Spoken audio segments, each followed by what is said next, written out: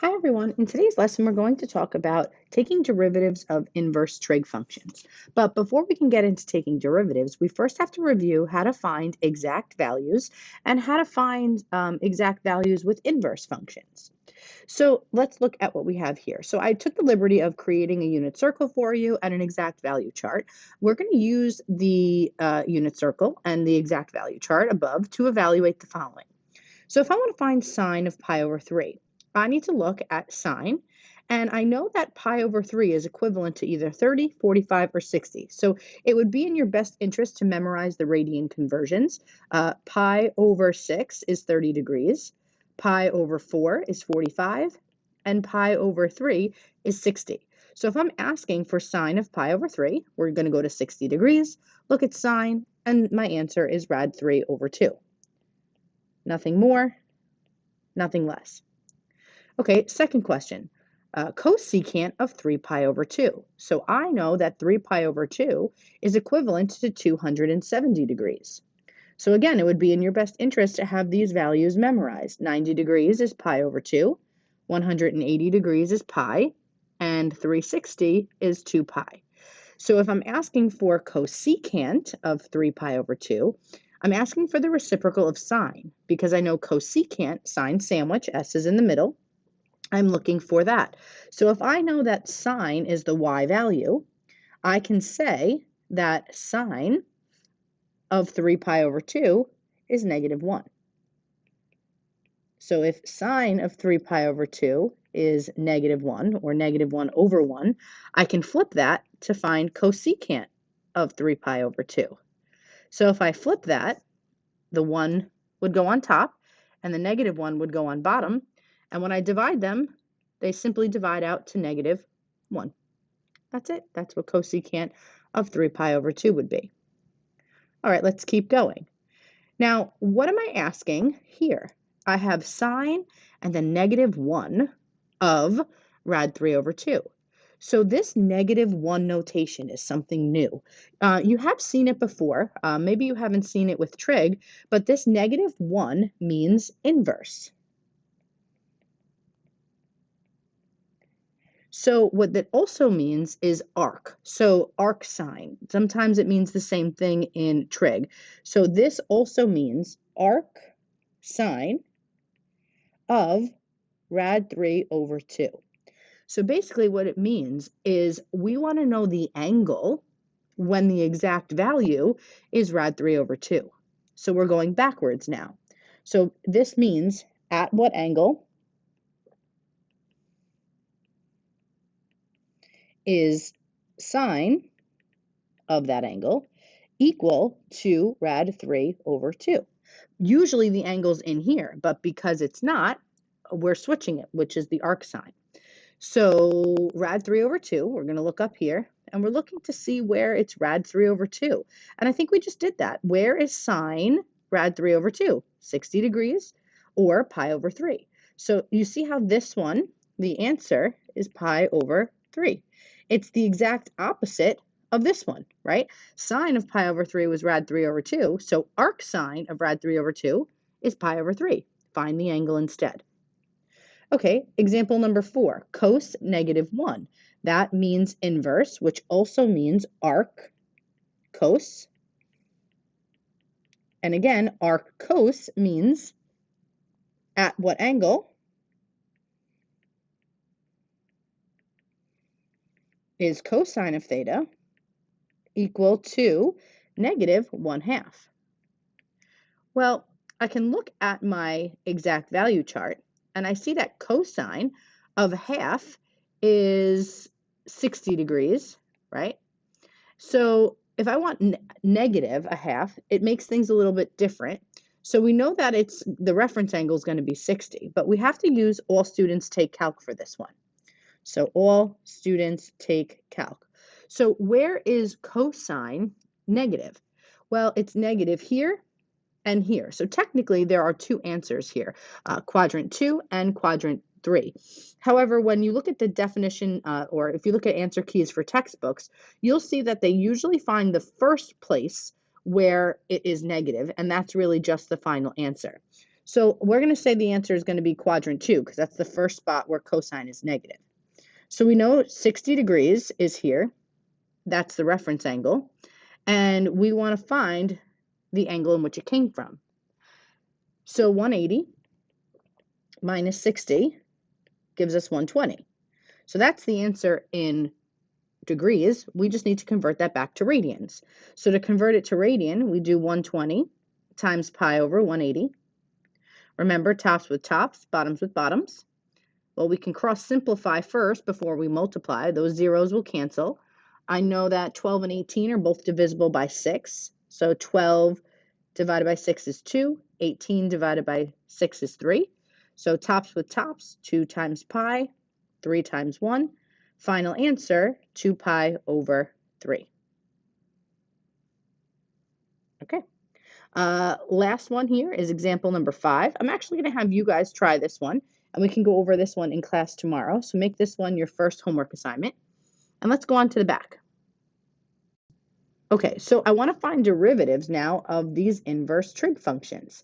So these are all the rules. So notice they use arc sine.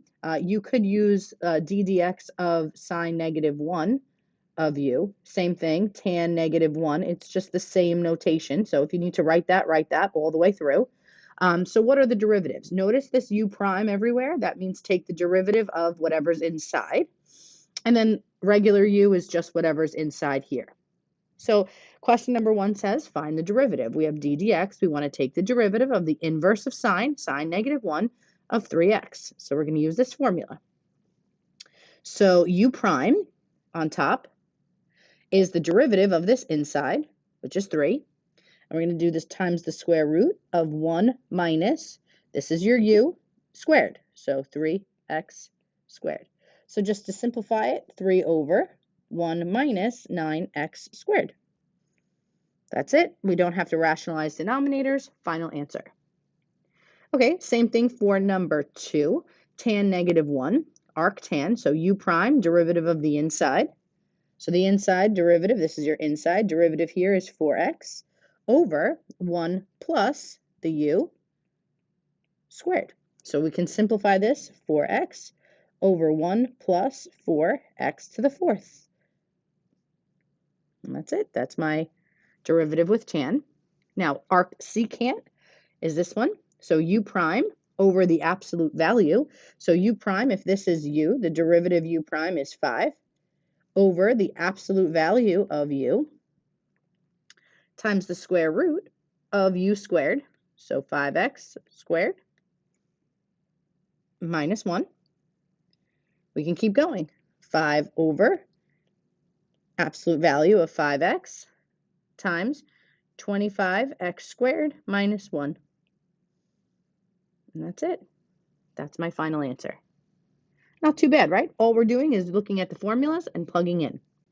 All right, let's move on to the next section. Here I want to simplify inverse secant derivatives. So because these are so special, because they have these absolute value bars, we possibly could simplify the expression. So we need to see what happens when x is positive and when x is negative. Why? Because if x is positive, absolute values turn them positive. If x is negative, it also turns them positive. So we want to see what happens and compare. So we're going to just check a positive value and a negative value and see what happens. So we want to plug in x equals 1. You could use any positive value you want. I'm just using 1 for simplicity.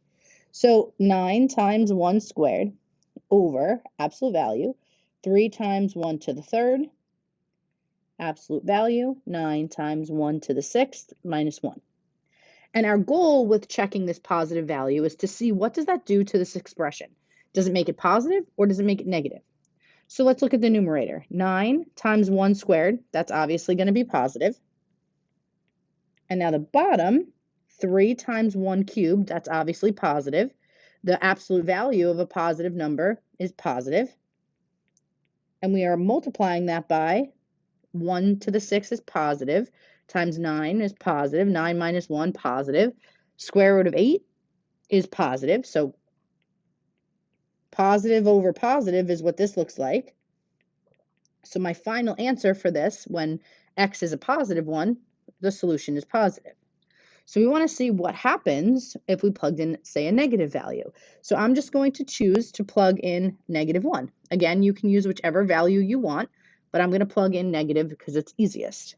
So 9, -1 squared over 3 times -1 to the third, square root of 9 times -1 to the sixth minus 1.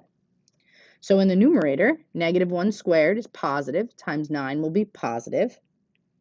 And in the bottom, we have a -1 cubed, which is negative, times 3. So this is negative, but when I take the absolute value, it will also be positive. And we are multiplying that by -1 to the 6th, which is positive 1, times 9 is 9, minus 1 is 8, so square root of 8 is still positive. So again, this is positive over positive, which results in a positive answer. So do you see how no matter what, if I plugged in a positive number or a negative answer, -1, the answer was still positive? That tells me that these absolute value bars don't need to be there because it doesn't matter what the answer. So because they don't need to be there, we actually can simplify this thing, and it might actually work nicely for us to get an answer. So let's start simplifying. So the 9x squared can stay on top. We said the absolute value bars don't need to be there, so 3x to the third, and then times the square root of 9x to the sixth minus 1. So all I'm going to do here is just simplify some things. So 9 divided by 3 is 3. X squared divided by x to the third. The x squareds on top can cancel, leaving us with 1 leftover x on the bottom.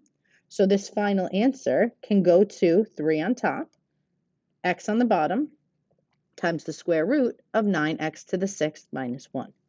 So this derivative of inverse secant can actually simplify further. Why? The absolute value bars don't need to be there because there was no change in the answer when I plugged in a negative and when I plugged in a positive.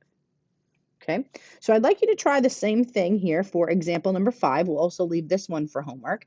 And I want you to determine if the absolute value bars need to be there. If the absolute value bars need to be there, I can't simplify this.